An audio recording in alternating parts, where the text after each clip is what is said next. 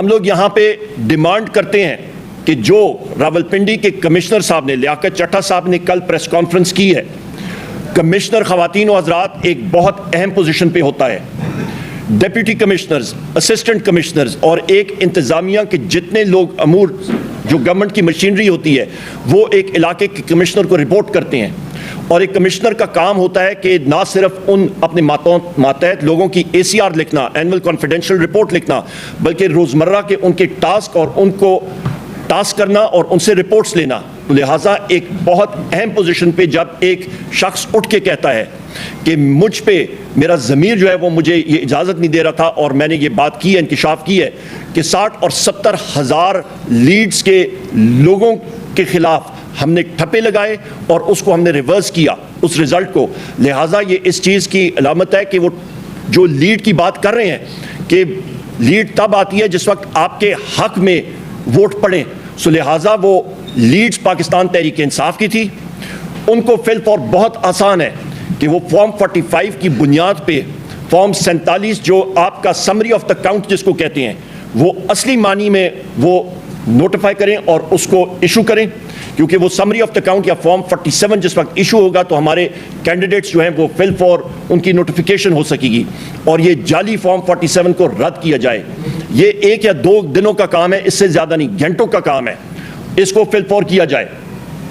خواتین و حضرات، میں یہ بھی بات کہتا چلوں کہ یہ جو سلسلہ یہ ریگنگ کا پروسیس پاکستان تحریک انصاف کے خلاف کیا گیا ہے، اس کو ہم mother of all rigging declare کر رہے ہیں. جس ٹیکنیکل طریقے سے کر رہے ہیں، میں پھر ریپیٹ کرتا ہوں، اس کو مدر آف آل ریگنگ ہم لوگ ڈکلیئر کر رہے ہیں اور اس کو سخت الفاظ میں اس کو ریجیکٹ کرتے ہیں.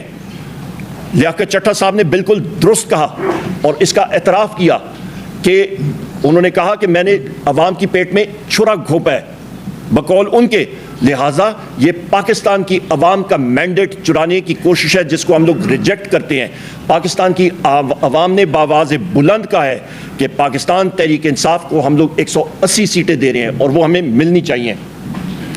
خواتین و حضرات، ساری دنیا کو، بالخصوص ہماری مخالف پارٹیوں کو جن کو 40 سیٹیں بھی نہیں ملی، ان کو اور سب کو سننا چاہیے عوام کی آواز، اور وہ یہ ہے کہ لوگوں نے وزیر اعظم عمران خان صاحب کے نظریے کو ایکسیپٹ کیا ہے حقیقی آزادی کے، اور وہ چاہتے ہیں کہ ملک میں ایک بہتر پاکستان بنے. میں یہاں پہ یہ بھی کہتا چلوں کہ جو پارٹیاں اس ریگنگ یا اس دھاندلی کے پروسیس کی بینیفیشریز ہیں وہ آپس میں اس وقت گتھم گتھا ہو گئی ہیں، جس میں پاکستان مسلم لیگ نون اور پاکستان پیپلز پارٹی شامل ہیں. آپس میں ان کا بے تحاشا ٹرسٹ ڈیفیسٹ ہے اور وہ ایک دوسرے کو دیکھ رہے ہیں کہ کون کس کی پیٹھ میں پہلے خنجر کھوپتا ہے.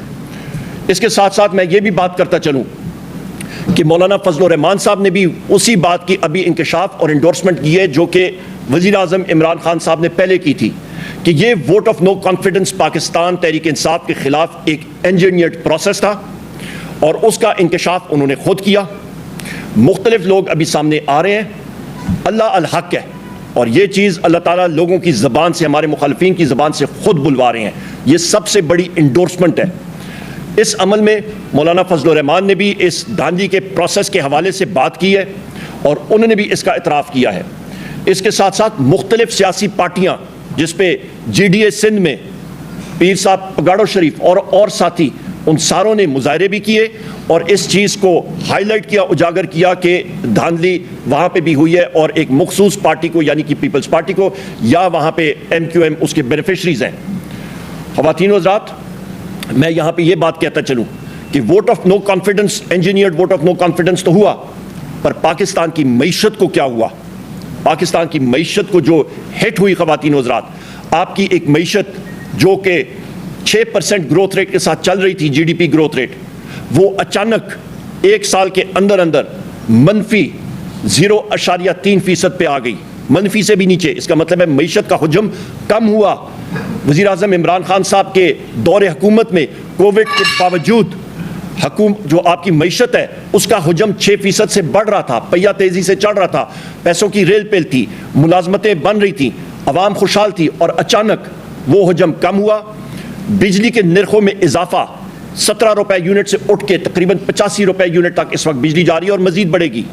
آپ کا گیس کی قیمتوں میں تقریباً 300 سے 400% اضافہ، یعنی کہ 3 سے 4 گنا اضافہ۔